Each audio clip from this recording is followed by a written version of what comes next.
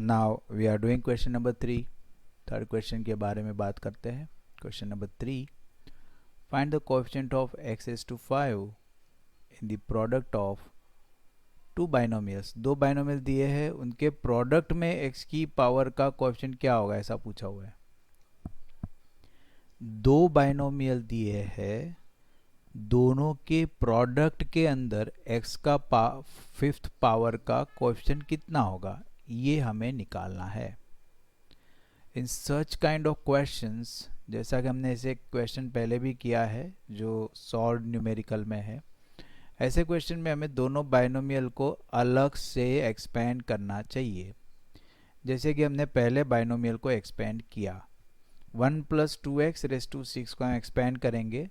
हमारे पास 1 plus x raise to n की फॉर्मूला तो है ही, हम जानते हैं nc0 plus nc1 x raise to 1 plus nc2 x raise to 2 plus nc3 x raise to 3। ऐसा करते करते करते हम लोग ncn तक पहुंच जाते हैं और तब जाके x की पावर n हो जाती है। Similarly, we are doing here 6c01 plus 6c1 2x plus 6c2 2x raised to 2 plus 6c3 2x raised to 3 plus 6c4 2x raised to 4 plus 6c5 2x raised to 5 plus 6c6 2x raised to 6. We know that 6c0 and 6c1 is 1. तो यहाँ पर तो हमने सीधा 1 लिख दिया और यहाँ पर भी 1 हो जाता है, लेकिन 2 रेज़ टू दी पावर 6 होता है 64। सो लास्ट टर्म 64 हो गया x की पावर 6 और फर्स्ट टर्म हो गया 1। नाउ 6c1 6 होता है और अंदर 2 है तो 6 2 ज़ा 12 हो गया। और उसी तरीके से 6c5 भी 6 होता है और 2 रेज़ टू 5 है। So 6c5 6 as it is and 2 raise to 5 32 यहाँ पर लिख दिया है। x का पावर 5 तो वैसे रहेगा ही। Again we are begging for 6c3 6c2, तो 6c2 हो जाता है 6 इंटू 5 अपॉन 2 इंटू 1, 2 3 ज़ा 6, सॉरी हाँ 2 3 ज़ा 6 एंड 5 3 ज़ा 15। सो 6c2 आपका हो गया 15, ओके, एंड 2 स्क्वायर हो जाता है 4 एंड 15 4 ज़ा, मतलब ये 6c2 का 15 एंड 2 रेज़ टू 2 हो गया आपका 4। So it is 16।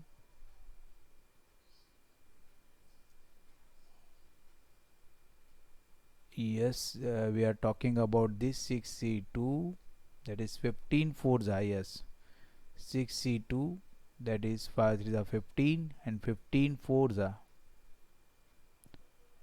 60, and the same way over here also 6c5 6c4 is 15 and 2 raised to 4 is 2 to the 4 to the 16. So you can see that this term and this term, the coefficient, that is the combination is same. Here also and here also the combination is same, but the two power is different. Here also the combination is same, but the power of 2 is different. And now remain only middle term, that is 6c3. We will have 6 into 5 into 4 divided by 3 into 2 into 1, 3 2 are 6 and 5 4 are 20 over here, and 2 raised to 3 gives us 8. So this is what the complete expansion of first binomial.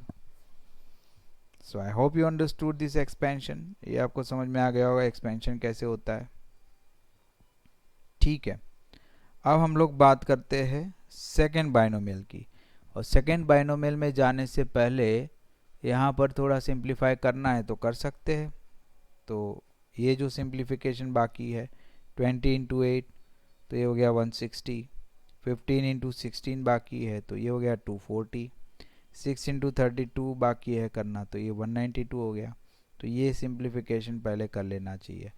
तो ये first binomial का expansion हो गया, which is equation number 1। Now we are expanding second binomial. But here in the second binomial हमें ये ध्यान में रखना है कि बीच में माइनस का साइन है। माइनस साइन की फॉर्मूला याद कर लो। माइनस साइन की फॉर्मूला हमने ये सारी फॉर्मूला लिखी हुई है और हमने ये सारी फार्मूला मटेरियल में आपको दिया भी है। जो स्टडी मटेरियल आपको मिला है वो बहुत ही अच्छा है, उसमें आप देख सकते हो ये फार्मूला आपको पहले से यहाँ पर स्टडी मटेरियल में दी गई है।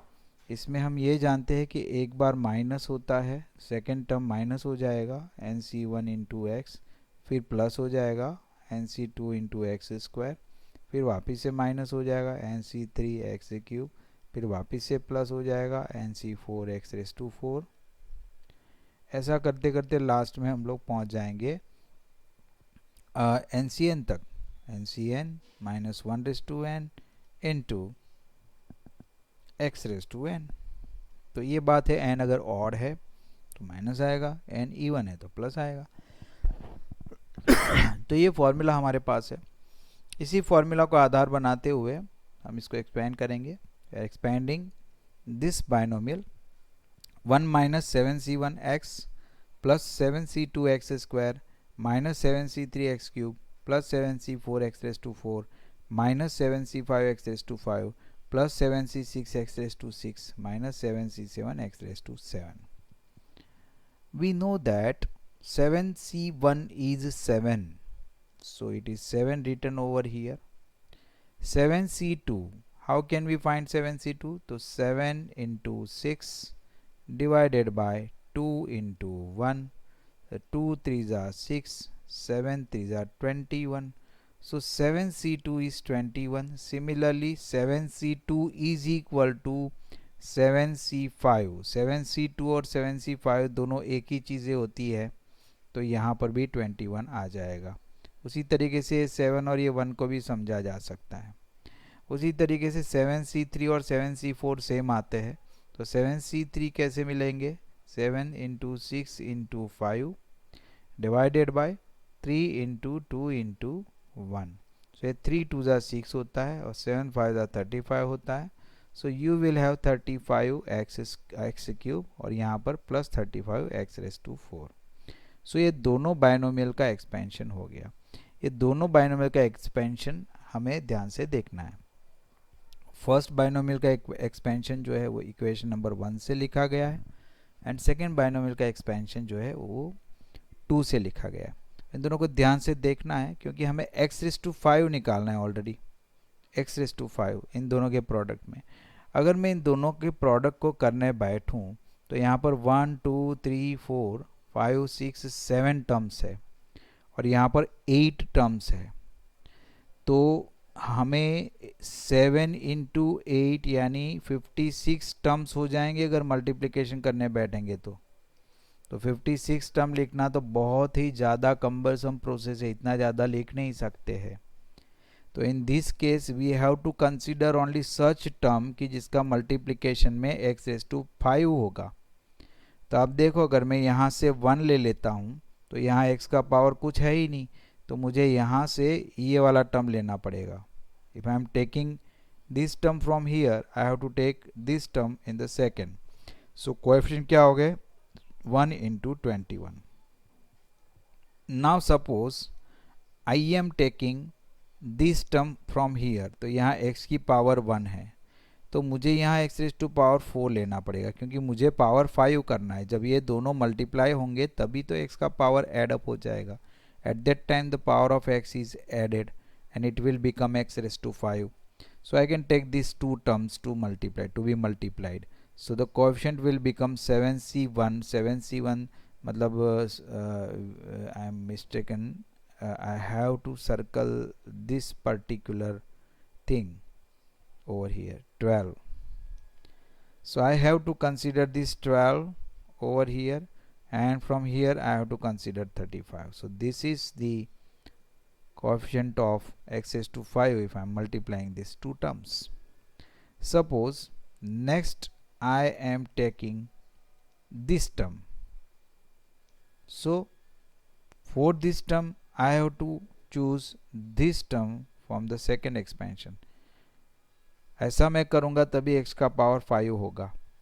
सो इस टर्म के लिए कोएफिशिएंट क्या आ जाएगा? यहाँ से प्लस 60 और यहाँ से -35. I am proceeding for the next term. Next term ये वाला होगा 160x³. तो मुझे यहाँ x² वाला टर्म लेना पड़ेगा. तो यहाँ से मेरा कोएफिशिएंट आ जाएगा 160 और यहाँ से आ गया 21. Next I have to take this term 240x⁴. तो यहाँ अगर x⁴ है तो यहाँ पर से मुझे x लेना पड़ेगा. सो कोएफिशिएंट हो गया 240 इंटू -7. और अगर मैं यहाँ से 195 इंटू x⁵ लेता हूँ, next term I am taking 192/5. I have to take 1 from here. So the last coefficient is 192 into 1. So this way you can see over here, ये पूरा जो मल्टीप्लिकेशन आया है ये हमारा टोटल कोएफिशिएंट होगा. So 1 into -21 gives you -21. 12 into 35 gives 420. 60 into -35 gives you -2100. 160 into 21 gives you plus 3360, 3360. 240 into -7 gives you -1680. 192 into 1 gives you 192, and the total of this all these things is 171. So the coefficient of x⁵ is 171. This is a very very interesting question, और ये question very very important भी है. If you would like to write it down in front of your question, you can write down in your book very very IMP. ये वाला question पूछा जाता है, बहुत सारे एग्जाम में ये वाले क्वेश्चन को देखा गया है. So this is a very important question.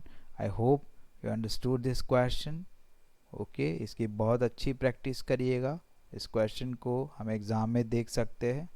तो इस तरीके से हमने मिसलेनियस का ये थर्ड क्वेश्चन कर लिया.